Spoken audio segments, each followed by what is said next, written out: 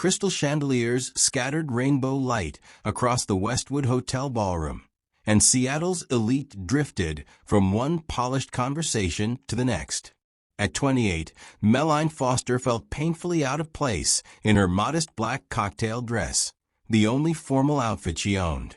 She was there as a freelance sign language interpreter for the Seattle Children's Hospital Charity Gala, a job she desperately needed. Her agency's instructions echoed in her mind. Stay visible, be ready. So far, no one had needed her. She moved carefully through the glittering crowd and somehow felt unseen, until she noticed a girl standing alone near a marble pillar. The teenager wore a midnight blue gown and diamond studs, but unlike everyone else, she wasn't laughing or speaking. Her eyes followed lips with careful focus, her posture held tight with quiet vigilance. Meline recognized it instantly. The girl was deaf and completely ignored. A wave of excitement rippled through the room as Jackson Pierce arrived. The tech billionaire, donor of millions and guest of honor, drew attention like gravity. Cameras flashed. Voices rose.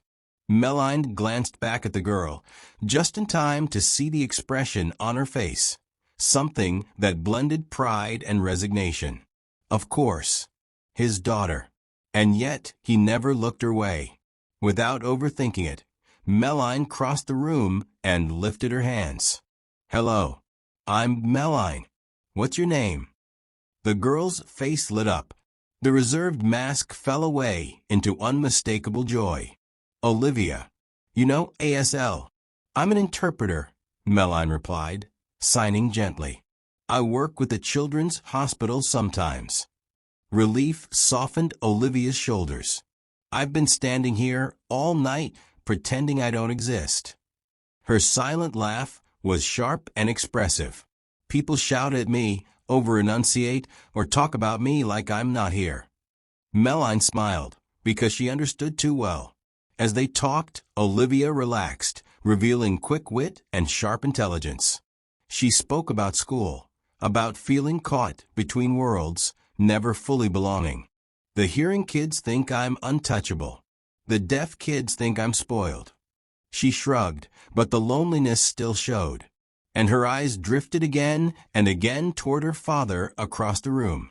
"He's always busy," Olivia signed when Meline commented carefully. "Ever since my mom died." Her hand slowed. She was a pianist. She made me feel music, through vibration, expression. After the accident, everything stopped.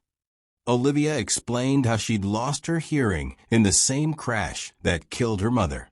How her father had tried to fix her, doctors, therapies, surgeries, but never learned her language. "He talks to interpreters, not to me." Before Meline could respond, Pierce approached with an assistant and a photographer. "Olivia photos," he said loudly, without signing, without acknowledging Meline at all. Olivia walked away, and as she did, she signed quickly. "See? Invisible." Something settled firmly in Meline's chest. Later, she followed Olivia onto the terrace, where the cool Seattle air offered relief from the noise. They barely exchanged words before Pierce appeared again, calling his daughter to leave. Olivia's face closed off instantly. This time, Meline stepped forward. "Mr. Pierce," she said aloud, signing simultaneously. "I'm Meline Foster. I've been speaking with your daughter. She's remarkable." Pierce stiffened, clearly unprepared. When he dismissed her concern as inappropriate, Meline pushed on, carefully, but firmly. "Your daughter spent the evening alone, while everyone praised your generosity. Communication shouldn't be a privilege." For a split second, something cracked behind his composed exterior. He turned away. "We're leaving." Before following him, Olivia signed quickly. "I'm sorry. He hates this. Find me at Westridge Academy." The next morning, Meline woke to a voicemail about a complaint filed against her. Panic set in, until a second call revealed Pierce himself had requested her presence at his home. By afternoon, she stood inside the stark beauty of the Pierce estate. On the way to his office, she noticed a striking abstract painting in bold blues and golds. Olivia's, the housekeeper said quietly.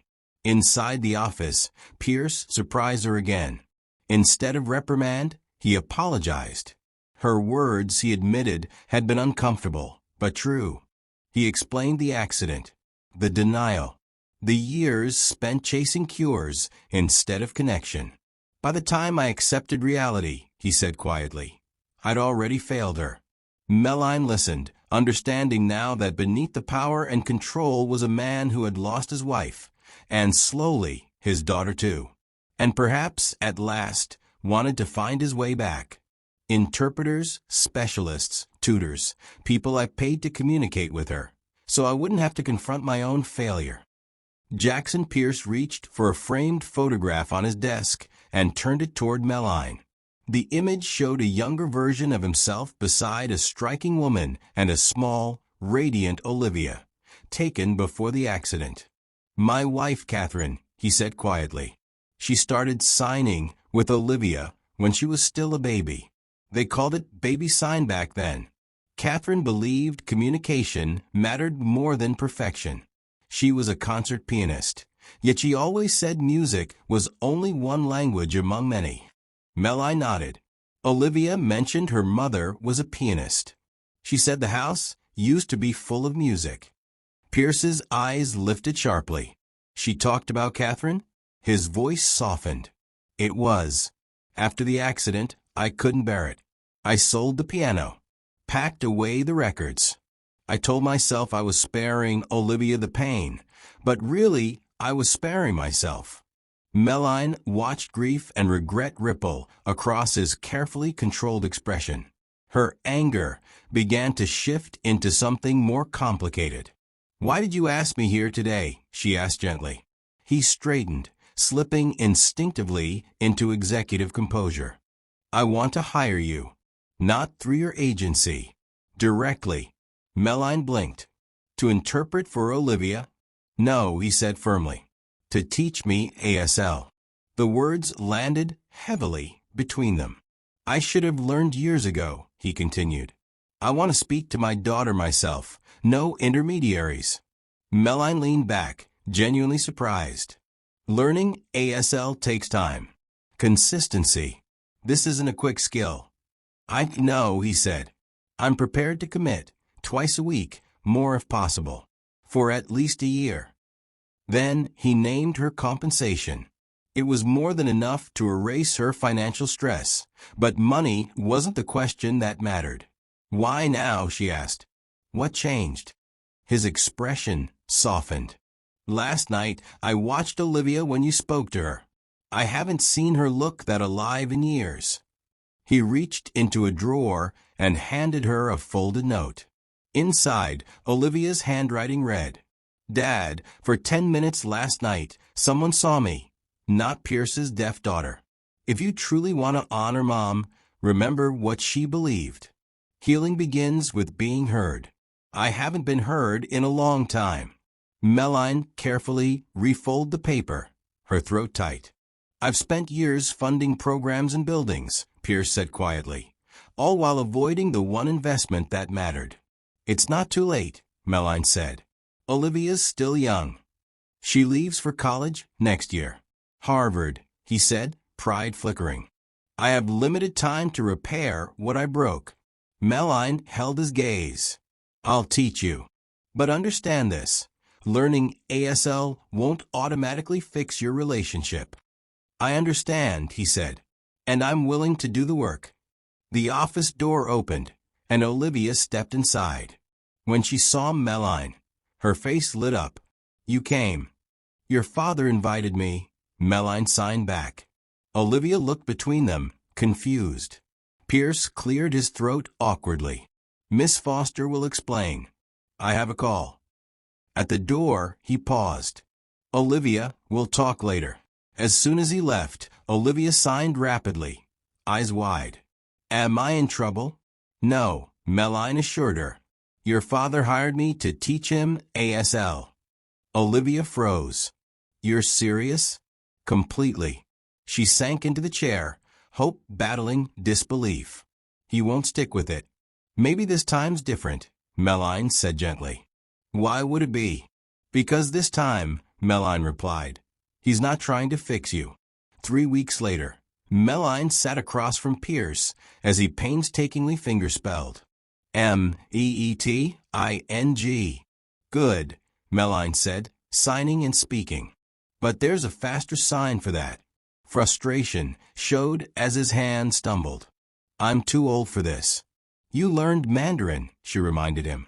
That was different, he muttered, then stopped, realizing why. More important, Meline said calmly. He nodded, chastened. Let's try something personal, she suggested. Something you'd want to say to Olivia. He hesitated. Like, I'm proud of you. When was the last time you told her? She asked softly.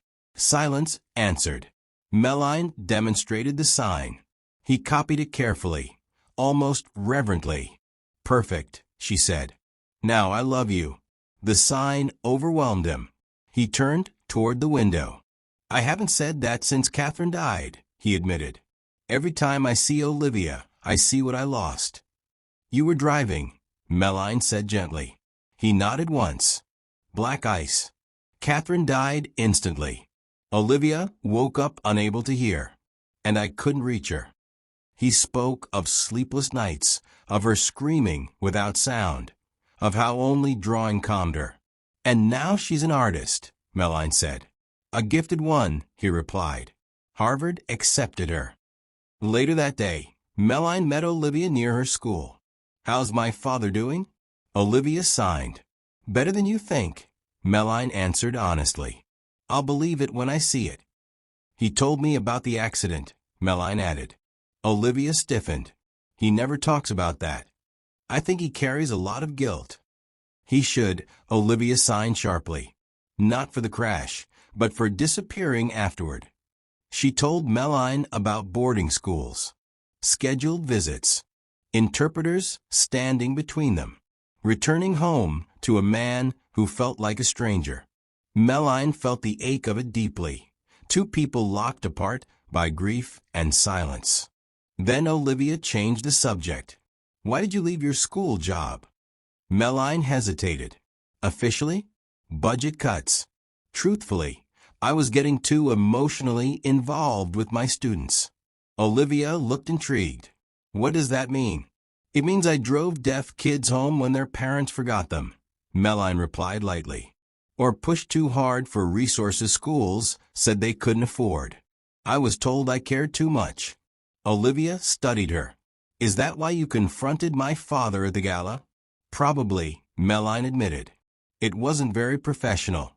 It was exactly what I needed. Olivia signed firmly. Even if nothing changes with him, you saw me. That mattered. Their conversation drifted to Olivia's art portfolio and her upcoming senior showcase. As Olivia spoke about her work, she came alive, hands animated, eyes bright with purpose. You should come next Friday, Olivia signed. The school gallery. I'd love to, Meline replied. Will your father be there? Olivia's expression dimmed. He always comes. Makes donations. Shakes hands. He doesn't really see my art. He sees it as a hobby, Olivia added. Not a future. Have you told him how important it is to you? Meline asked. How? Olivia signed. We barely communicate at all. Maybe you don't need words, Meline suggested gently. Your art already says everything. The following Friday, Meline arrived early at the Westridge Academy Gallery. Students rushed around making last-minute adjustments. Olivia spotted her instantly and led her to a striking series of paintings at the center wall. Meline stopped short. The canvases were abstract, but deeply emotional.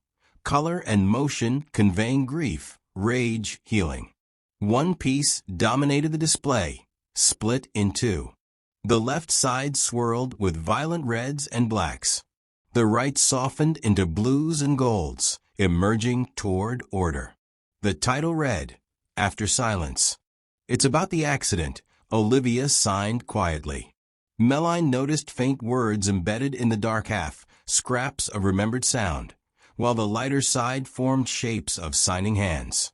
Things I remember hearing, Olivia explained, and the language I had to learn after. Before Meline could respond, a ripple passed through the gallery. Jackson Pierce had arrived. The headmaster greeted him eagerly, guiding him through selected works. Olivia's shoulders tightened. See? Always the benefactor. Then something unexpected happened. Pierce stopped, said something sharply to the headmaster, and turned, walking directly toward Olivia's display. Your father's coming, Meline signed.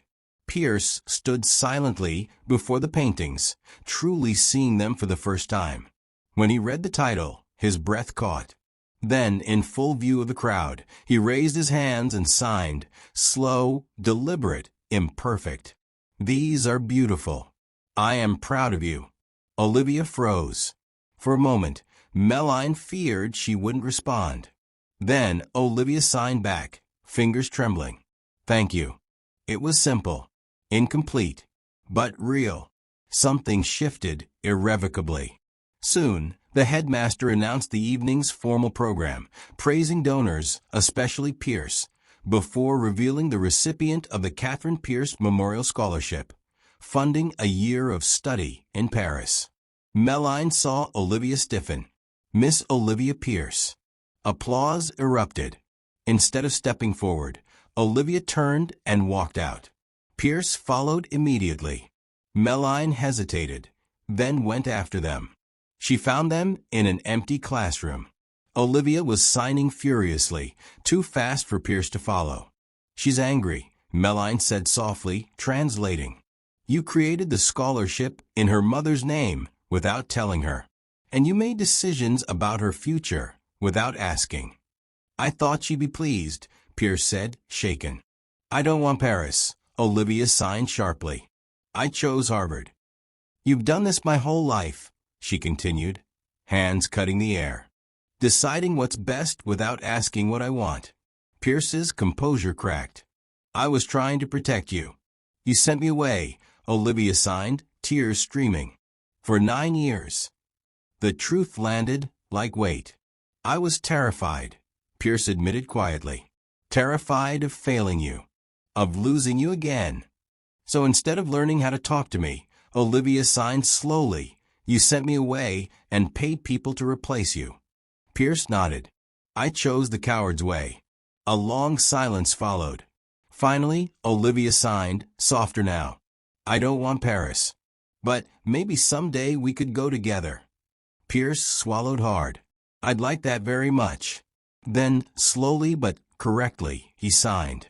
I'm sorry. I love you. Olivia stepped forward and wrapped her arms around him. Meline slipped away quietly, knowing the moment belonged to them. 6 months later, Meline sat in the audience at Westridge's graduation. Olivia, valedictorian, delivered her speech in sign while an interpreter voiced her words. Her closing lines brought tears. In a world that values only what can be heard, I've learned the most important conversations happen in silence, in art, in love, in being truly seen. Afterward, Olivia and Pierce showed Meline photos of a sunlit art studio built at home and announced the launch of the Pierce Foundation for Deaf Education and the Arts. All staff will learn ASL, Olivia added proudly. And we want you with us, Pierce said, signing alongside his words as program director.